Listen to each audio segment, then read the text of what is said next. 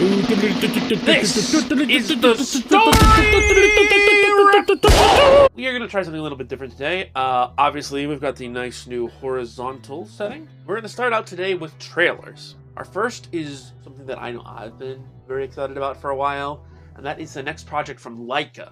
Those are the people that brought you Coraline and Kubo of the Two Strings, among many other movies. The next project that they're doing is an adaptation of the novel Wildwood, and maybe they'll do the whole series, but at least right now they're doing the first one, Wildwood, which actually is by the lead singer of the Dwcemberists, for anybody who knows that group. All we got right now is a trailer, but it shows so much passion and preparation and all little behind-the-scenes tidbits that you love to see from these sorts of stop-motion animation featurettes. We need to see more stop-motion animation stuff. It's so good, and I'm glad that LAIKA's still out there doing it. The second trailer I found is pretty interesting. I don't have a lot of details about it, but it's for a animated film called ARCO. The art style kind of reminded me of a couple different things, but it's not exactly anime, and it's not exactly typical traditional Western cartoon style either. It's very unique, very anatomically expressive humans. A lot of like face stuff going on, you know what I mean? I'm pretty excited about it. It really looks like some sort of psychedelic reverse Laputa. It's got a lot of Ghibli vibes, except this time the people are coming down from the sky castle and accidentally interfering with the human world in their coming of age story. It looks very cool, very rainbow, very hope punk is what I'm hoping for. Over the past couple of years, we've been having a lot of older films come back and get second runs in theaters, and sometimes they're limited events or it'll be just like for a single day, and other times they'll get full new runs that are like days or weeks or even months long if the film is doing really well. I'm so excited because there's so much stuff that I never got the chance to see on screen, and you wouldn't think it makes that much of a difference, but the right movie in the right showing makes all the difference. I was fortunate enough to get to see Jurassic Park in the middle of the day with a bunch of families there showing it to their kids for the first time, and it was so beautiful seeing all these kids light up, even though the graphics on the Brontosauruses have not aged well. The story and the music and the actors' passionate expressions really go all the way and take even modern day kids to that beautiful place of awe and excitement that I know I was the first time that I saw this movie. I'll never forget that, and so that gets me excited for other classics that I'm really interested in coming back in the theaters. And the last two trailers are exactly that.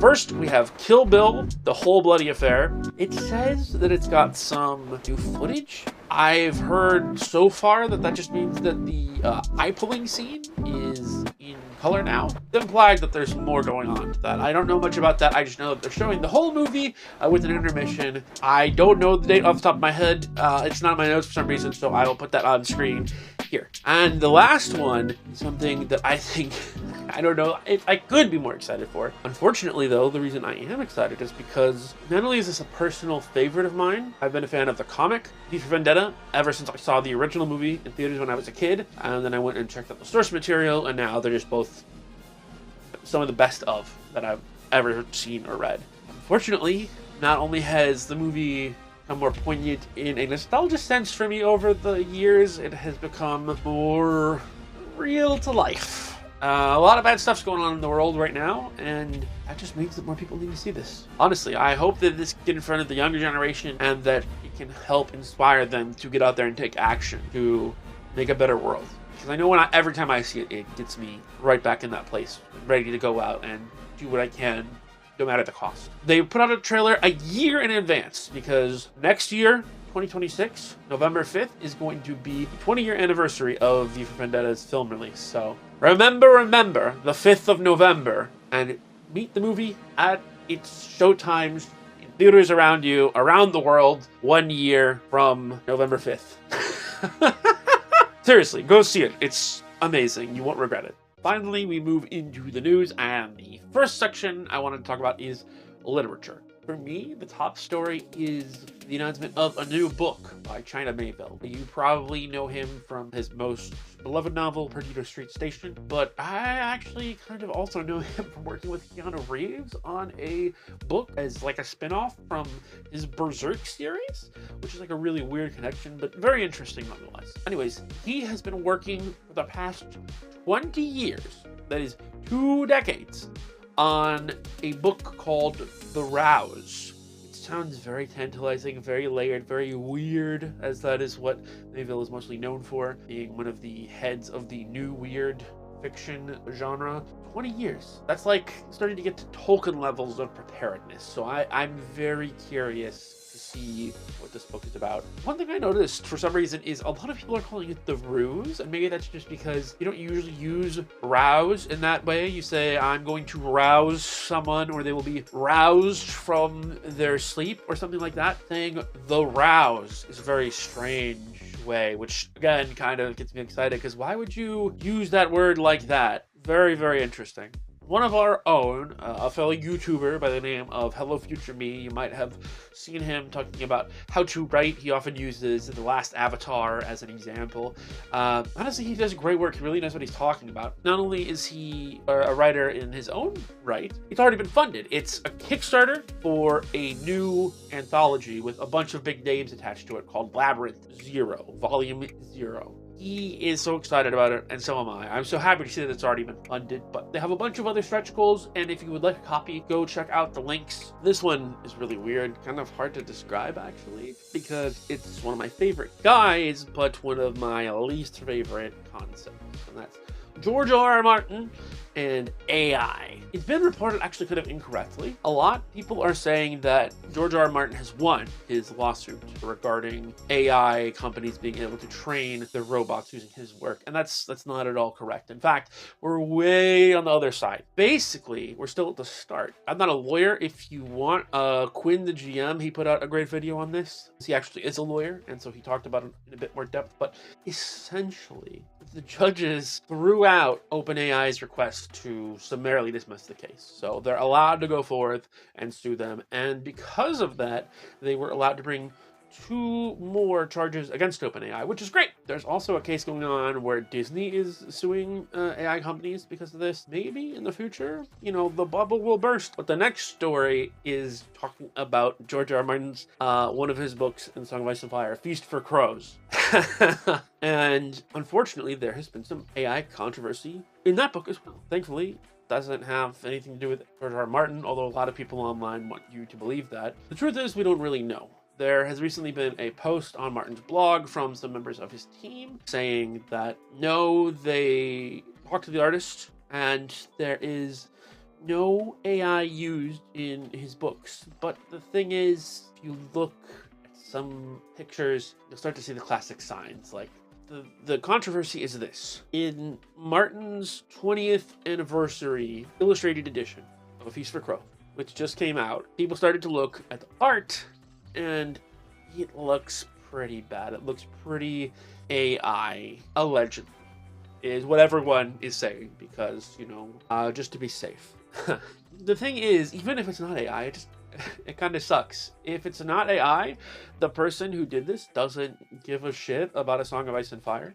And it's just very strange that you would hire somebody who doesn't care when there's so many fans out there who not only care massively, and have been doing great work in the community for years for free. There's one of these pictures that looks like Lady Stoneheart, and it kind of looks like a bastardized version of one of the most famous fan works.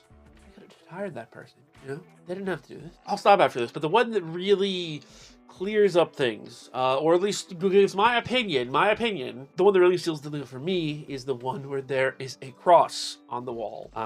There's no sigils, there's no house colors, everybody's just wearing blue for some reason. But in this one picture, there is Jesus Christ on the wall. And that's not a mistake a human would make. I hope Martin wins his lawsuit. And we got another great piece of Warhammer news for those readers in the community. The Black Library has just announced that they are doing, not really a compilation, not really starter pack, a best of. They're doing a best of for the Horus Heresy. Even they admit it's gotten kind of big. Horus Heresy is, as of now, 57 books long. I've always wanted to get into actually reading the series, but there's just so many books. And Horus Heresy is just one series inside the larger series of Warhammer books in general. So where to even start? Now, they're still asking kind of a lot, because it's not down to 1, 2, 3, 4, 5. They're taking it down to 12 books. But it's basically everything important so they say in the Horus Heresy, in about the same length as the Wheel of Time. And they're repackaging them all, making them pretty. It's a good place to start. Let's say that. Great news. We are moving on to film and television news. And the first story I have is a pretty interesting adaptation that has been announced. It's the director of I Saw the TV Glow, Joan Schoenbrunn, I think is how you pronounce it. Maybe I put a little too much, a Germanic stank on it. Joan Schoenbrunn. She had an excellent, weird horror film, I Saw the TV Glow, which basically is in the perfect position to adapt niche, indie, teen, sex horror comic Black Hole. It's a pretty crazy one, very sort of untraditional. It's a very beloved, very niche classic. And to put these two together, perfect. One Piece, the biggest anime of all time, is slowing down just a tad. They were one of the last animes running on a weekly schedule. They have been putting out an episode a week forever. Not forever, but since they started showing the anime on television, which was sometime in the 90s, I believe. And that's insane. It just goes to show how big and expansive a story One Piece is, but it also goes to show nothing lasts forever, and they've decided to stop. Starting in 2026, they are going to be slowing down to 2 cours, which is like 2 half seasons or 1 season split. And they are doing that over the course of 1 year. So just 26 episodes, and that's it. And that makes them like not that much. Probably going to be better for fans in the long run as well, because animators will get the chance to take the time they need on the project, and everyone working on the anime will also be able to relax a little without working on such a tight deadline and be able to take vacations. Maybe they'll be able to make a better product, and so the high tier that you expect from One Piece in the fight scenes and stuff, gonna be off the roof. The whole episode's gonna look like that now, hopefully. K-pop Demon Hunters has been officially greenlit for a sequel. Bad part of that, though, is that they don't think it's gonna be ready till 2029. Now, yeah, that sucks, but it's the same as the last story. The fact that they are pinning this at, 3 to 4 years out is pretty reasonable. I've also heard that they're doing a stage play, they're working on a TV show, and they might also be working on some other stuff. And I can't wait to have the song stuck in my head for an entire season a couple years from now. Zach Krieger, the guy who made Weapons, the super hit horror film earlier this year. His first movie came out, Barbarians. It was a huge deal. People snapped up Weapons on the back of that. And now he's promised Netflix that he's going to write this movie, a sci-fi movie of some kind called The Flood. And no, it doesn't have anything to do with Halo, but he's stopping it, at least for now, because Netflix is straight up refusing to do a theatrical release on it. I don't understand why. I just put out a video the other day talking about how I would have loved to go and see Frankenstein in theaters, but for whatever reason, probably just because they want more people coming to their streaming service and don't want to risk somebody seeing it in theaters and not paying for Netflix, they do not want to put The Flood in theater, or at least give it a theatrical release. And Zach, he said he's not interested in that. So discussions are ongoing, but as of now, no more Flood. And while I would love to see it, I am proud of him for standing up for himself. Hopefully, this will get Netflix to reconsider, and we can see Flood in theaters as well as other movies from other artists who feel similarly.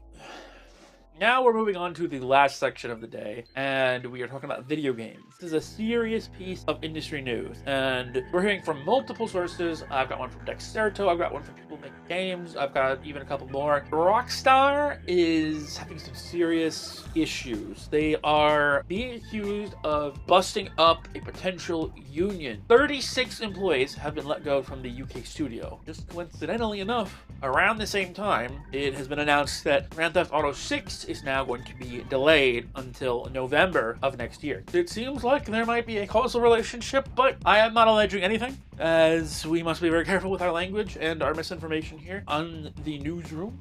The newsroom, in this case being my laundry room. But it is unfortunate. Game makers deserve to be paid fairly. They deserve to be able to see their families and not have to live under a desk, because it's a privilege to make video games. No matter what, there's always going to be more people who want to make video games because it's a fun job. But work is work. Always work. It's hard fucking work. So if that's actually what was happening, that these people were trying to form a union, that sucks. And it sucks that the game's being delayed too because of that. Just everything all around is bad here. If you're interested, again, links are in the description. I've got both a news article and a video for you this time, so you can take your pick. But it's a sad day. It's sad rockstarring day. Sad day in Rockstar world. It's a sad day in the UK. So we're on to trailers now, and the first one is something that I'm really excited about. There is a trailer that I've seen for a new game called Cthulhu Cosmic Abyss. And it's still reinterpreting the works of Lovecraft, and usually it's either something that's clearly inspired by his works, or it's something that is just a reinterpretation of his work. I haven't seen this unique of an interpretation of Lovecraft's work in a while, and I'm very excited because what they've done, they get the future cyberpunk dystopia and combine that with ancient knowledge that no man was meant to know. Smash them together under the sea. It looks so good. It basically looks like if you took the video game Soma and you combined that with Silent Hill, except Silent Hill, instead of being a Japanese interpretation of small town America, it's the works of Lovecraft and cosmic horror. Drilling company at the bottom of the sea, and you can see the main player's hands. The main character, he's missing several fingers, and they've been replaced with robot fingers, going down to the bottom of the sea, and all of a sudden his pod's messed up while he's listening to reports of how they accidentally got into something that they shouldn't have, and the undersea station now is connected to the ruins of Relay. That's so perfect. I can't wait to see the future combined with the horror. It's going to be good, I think. The next game, I was shocked when I saw it because it didn't seem real. And it is a fan-made game, just to be straight with you. But it's a trailer for a Courage the Cowardly Dog game. It's perfect. You look at the game, it looks like something straight out of the early 2000s. Just a classic. It's not even a platformer. I don't know what to call it, but I think you just called them adventure games because there wasn't a very good word for them, but stuff like Banjo-Kazooie, that was a lot less focused on the jumping and more focused on like puzzles and these like little weird games inside of a big hub world. That's what it looks like. You see Courage running around with the alien laser gun and fighting all the monsters and getting stuck cuter and doing all these classic things. It's like such a perfect, cute, fun, kind of cozy horror sort of game. And funnily enough, I don't think you need to pay money to play it. What you need is Dreams, the PS4 game that's supposed to be the next big revolution from the Little Big Planet developers. I never really felt that it took off, and the article I read about the game also kind of had that same opinion, but someone has clearly been working on it and trying to become an actual decent Dreams developer, and that's this guy. And it's out now. Not quite, but almost. I was surprised when I saw the date on it, because I believe this is the announcement trailer as well. I could be wrong on that, but it's out on 11/28/25, and I need to get a hold of a PS4 now. We've got another dog game. This one is called Hounded. It looks like it's going to be on most systems. In the trailer is you playing as a dog, and it says your first quest is to go find your master. And the forest you're in looks kind of fantasy-esque, and then you come to the edge of a cliff, and you see this place, which could be a city, but to me almost looks more like a dystopian work camp of some kind. It really reminds me of Wolfenstein and Big Brother and stuff like that. There are all these wires and floodlights and big tall buildings. I don't know much about the game. I don't think there's much out there yet, but I know I would love to play as a dog in a game with a bit more of a narrative to it. So again, it looks like another unique adventure type game, and I don't think we have a release date on this one yet, but if I'm wrong, the date will be up here. This is not only our last video game for the day, this is our last story overall. There is a slightly new crinkle to it though. Metroid Prime 4 is finally almost here. They announced it about a month ago at the Nintendo Direct event, and recently, a couple days ago, they put out a new trailer. The first one basically showed that it's like they're taking Metroid Prime and they're doing a Breath of the Wild to it. Specifically, what they showed in the first one was a lot of Samus riding around on a motorcycle in a big alien world with different biomes and stuff. They hinted at some creepy buildings. She'd be exploring these creepy little dungeons. But in this new video, they showed the classic first-person gun hand POV that we've come to know and love from those games, and they showed her exploring these alien dungeons and megaliths and the like, fighting monsters and classifying them and going back and solving puzzles. So we got the best of the old stuff and some intriguing new stuff. A classic renewed, you know? That's the sort of thing that's always good to get excited about. The world keeps turning, and so does the art that we're all excited about. So do the stories. They get reborn anew, whether it's just a new coat of paint or it's actually a completely separate idea taking the shape of an old one. It's always exciting to see change happening and something new going on. So I know all my Metroid Prime fans are already freaking out about it. I just heard about it, and if you haven't, now you know.